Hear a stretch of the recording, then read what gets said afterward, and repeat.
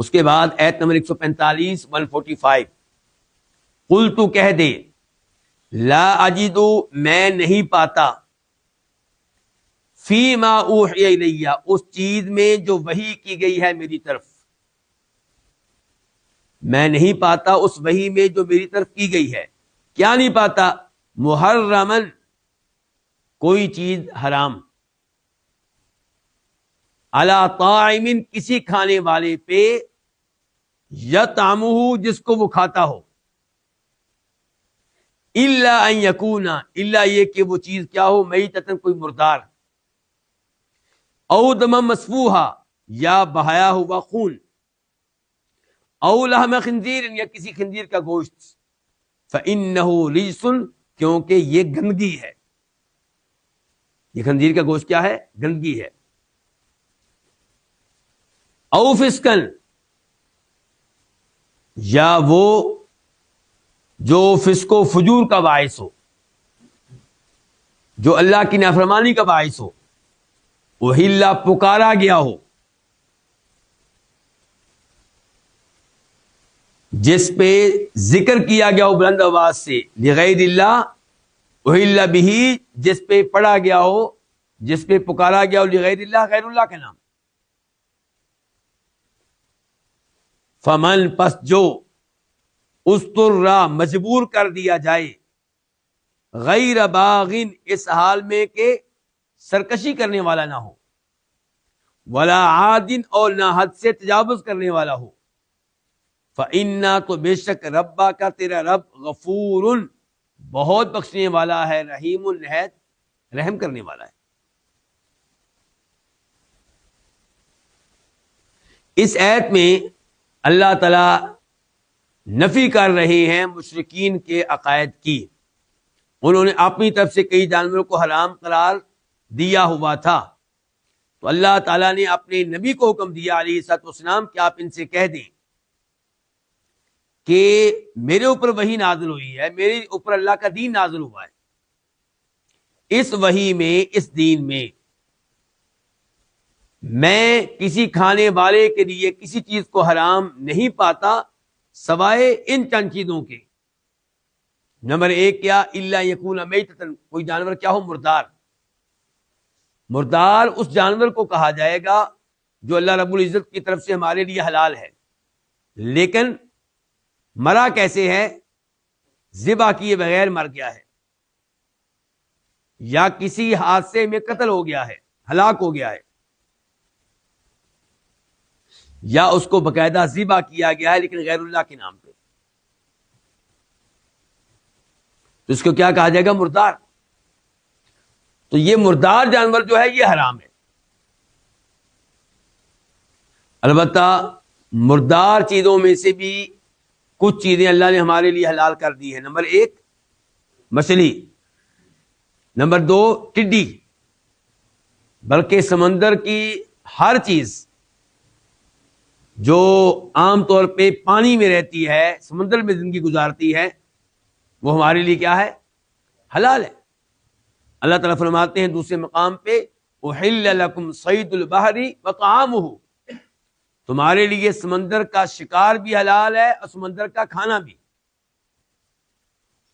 اس کی تفسیر کیا ہے؟ اس کی تفسیر یہ ہے کہ سمندر کی کوئی چیز تم شکار کرتے ہو، زندہ پکڑ لیتے ہو اور پھر وہ مر جاتی ہے، تمہارے لیے حلال ہے. اور ایک وہ چیز ہے جو سمندر میں تمہارے پکڑنے سے پہلے ہی مر چکی ہے، سمندر نے اس کو باہر پھینک دیا ہے، وہ بھی تمہارے لیے حلال ہے. البتہ اگر کوئی بکرا ذبح کرنے سے پہلے فوت ہو جائے تو وہ مردار ہے، نہیں کھا سکتے آپ. اونٹ فوت ہو جائے ذبح کرنے سے پہلے وہ مردار ہے. او دم مسفوحا یا ایسا خون جو بہایا گیا ہو وہ بھی کیا ہے؟ حرام ہے. تو کون سا خون حلال ہے؟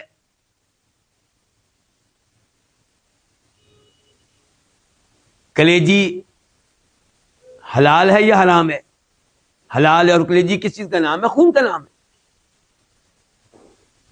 تلی یہ بھی ہمارے لیے کیا ہے؟ حلال ہے. اور یہ چیز حلال ہوئی ہے کس کے ذریعے؟ حدیث کے ذریعے. تو او دم مسفوحا، بہایا ہوا خون جو ہے وہ حرام ہے سوائے اس خون کے جو آپ کو بتا دیا گیا. اور ایسے ہی وہ خون جو گوشت کے ساتھ تھوڑا بہت لگا رہ گیا وہ بھی حرام نہیں ہے، لیکن بہایا ہوا خون وہ حرام ہے، وہ جائز نہیں ہے. خنزیر کا گوشت جو ہے یہ بھی کیا ہے؟ حرام ہے. کیوں؟ اللہ نے کہا فإنہ رجس، کیونکہ یہ گندگی ہے. خنزیر کے گوشت میں بیماریاں ہی بیماریاں ہیں، تو اللہ تعالی نے اس کو گندگی قرار دیا ہے. او فسقن، یا وہ جانور جو فسق و فجور کا باعث ہو، اللہ کی نافرمانی کا باعث ہو، یعنی کہ اس پہ غیر اللہ کا نام پڑا گیا ہے، اس کو ذبح کیا گیا ہے غیر اللہ کے نام پہ، عیسیٰ علیہ السلام کے نام پہ، جناب حسین کے نام پہ، جناب علی کے نام پہ، سیدہ فاطمہ کے نام پہ، یا ذبح کرتے ہوئے تو نام لیا گیا اللہ تعالیٰ کا، لیکن پہلے سے مشہور کیا جا چکا تھا کہ یہ بکرا کس کے نام پہ ہے؟ فلاں بابا جی کے نام پہ ہے، فلاں مزار والے بزرگ کے نام پہ ہے، شیخ عبدالقادر جیلانی رحمہ اللہ کے نام پہ ہے. تو ایسا جانور اللہ کے نام پہ ذبح کیا جائے تب بھی کیا ہے؟ حرام ہے. اس کے بعد اللہ نے یہ وعدے کیا کہ فمن اضطر غیر باغ ولا عاد، اگر کوئی مجبور ہو جائے ان حرام چیزوں کو کھانے کی طرف، بھوک سے مر رہا ہے، کھانے کے لیے کوئی حلال چیز میسر نہیں ہے، مردار جانور پاس پڑا ہوا ہے، یا خون پاس پڑا ہوا ہے، یا خنزیر کا گوشت پڑا ہوا ہے، تو کیا جان بچانے کے لیے یہ چیزیں کھا سکتا ہے؟ اللہ نے کہا جو مجبور ہو جائے وہ کھا سکتا ہے، لیکن شرط یہ ہے کہ سرکشی کرنے والا نہ ہو، حد سے تجاوز کرنے والا نہ ہو. دو الفاظ اللہ نے استعمال کیے ہیں، یعنی کہ خنزیر کا گوشت اس کے لیے حلال نہیں ہے جو کہتا ہے کہ یہ تمہاری شریعت میں نہیں مانتا، اپنی طرف سے جناب خنزیر کے گوشت کو تم نے حرام کر دیا، بکرے کو حلال کر دیا، میں تو خنزیر کے گوشت کو حلال ہی سمجھتا ہوں. تو یہ تو سرکش ہوا نا، یہ تو شریعت کا منکر ہوا. تو اس کے لیے خنزیر کا گوشت حلال نہیں ہے. ولا عادن، اور جو حد سے تجاوز کرنے والا ہے اس کے لیے بھی حلال نہیں ہے.